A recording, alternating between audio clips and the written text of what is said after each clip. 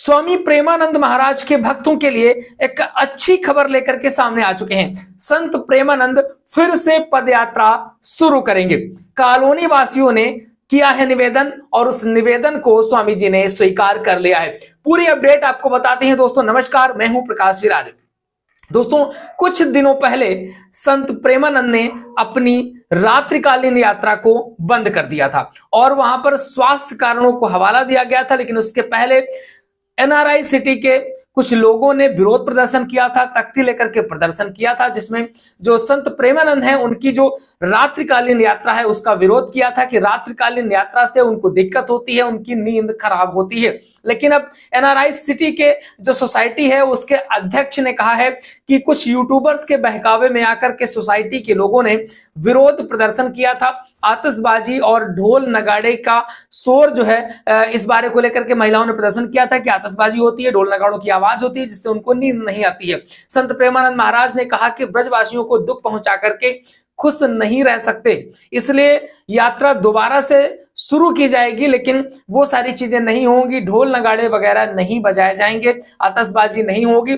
अभी तक तारीख कंफर्म नहीं की गई है। आपको बताते चले कि संत प्रेमानंद जल्द ही रात्रिकालीन पद यात्रा फिर से शुरू करेंगे। एनआरआई ग्रीन कॉलोनी जो सोसाइटी है उसके अध्यक्ष रविवार को संत प्रेमानंद के आश्रम मिलने पहुंचे थे। यहां पर उन्होंने अपनी बात रख करके संत से यात्रा पुनः प्रारंभ करने की अपील की, दोबारा से निवेदन किया। इस पर संत प्रेमानंद ने कहा कि ब्रजवासी उनके आराध्य हैं, वे उन्हें दुख नहीं पहुंचा सकते। यात्रा फिर से शुरू होगी, इसमें कोई संदेह नहीं है। आशु शर्मा सुबह 10 बजे रमण रेती स्थित श्री राधा केली कुंज आश्रम पहुंचे। संत प्रेमानंद महाराज से मुलाकात करके उन्होंने कहा कि किसी यूट्यूबर के बहकावे में आकर के सोसाइटी के लोगों ने विरोध प्रदर्शन किया था। उन लोगों के मन में आपके प्रति कोई भी दुर्भाव नहीं था। आप जानते हैं कि ब्रजवासी बहुत भोले होते हैं। जब उन्हें पता चला कि विरोध के कारण आपने पद यात्रा स्थगित कर दी है तथा साथ ही रास्ता भी बदल दिया है तो सभी लोग बहुत दुखी हुए। सभी चाहते हैं कि आप इसी रास्ते से रात्रिकालीन पद यात्रा निकालें। तो यहाँ पर उन्होंने फिर से एक बार आग्रह किया है स्वामी जी से।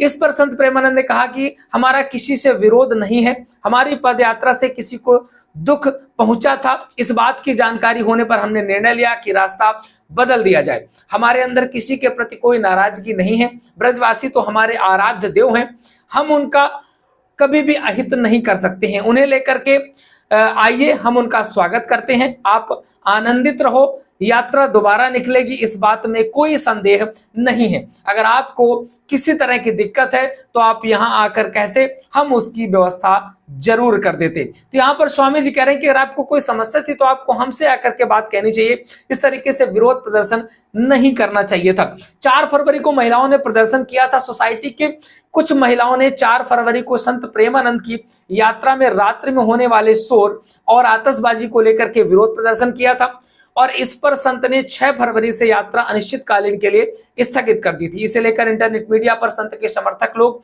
आ गए थे। वृंदावन में दुकानदारों ने कॉलोनी के लोगों को सामान तक देने से मना कर दिया था। दुकानदारों ने अपने दुकानों के बाहर पोस्टर लगा दिया था कि एनआरआई सोसाइटी में रहने वाले लोगों को यहां से सामान नहीं मिलेगा। इस मुलाकात के बाद अब विवाद का पटाक्षेप माना जा रहा है। संत अपनी यात्रा कब शुरू करेंगे इसको लेकर के भी निश्चित तारीख कोई तय नहीं हुई है, लेकिन यह कंफर्म हो चुका है कि स्वामी प्रेमानंद महाराज फिर से अपनी पदयात्रा उसी रास्ते से प्रारंभ करेंगे। अब उसमें क्या प्रोटोकॉल्स होंगे, क्या आतिशबाजी, ढोल नगाड़ों पर प्रतिबंध रहेगा, जो भी होगी इंफॉर्मेशन लगातार आपको मिलती रहेगी।